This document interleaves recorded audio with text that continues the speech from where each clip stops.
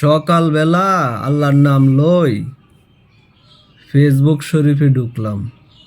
Facebook শরীফে ঢুকি দেখলাম এই যে এই ভিডিওটা, এই যে বেডি উপজাতি মনে হইতেছে।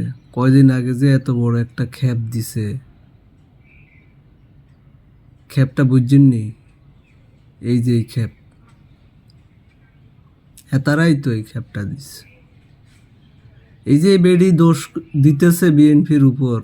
বিএনপি নাকি বেডির কি নিছে, স্পিড, স্পিডের যে কার্টুন আছে কার্টুন থেকে নাকি স্পিড নিয়ে নিছে।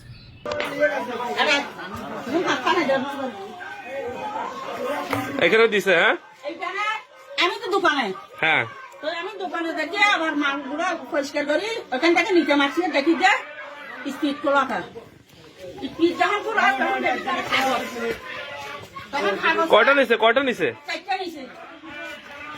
দাঁড়ের শীষের প্রচারণা এসে এখান থেকে মহিলা দোকানদারের স্পিড নিয়ে গেছে। এই যে দোষারোপগুলো করতেছে, এটা কি উদ্দেশ্য প্রণোদিত ভাবে না? একটা দলের উপরে এভাবে দোষ চাপাইতেছে, এটা কি ঠিক কনসে আপনারা?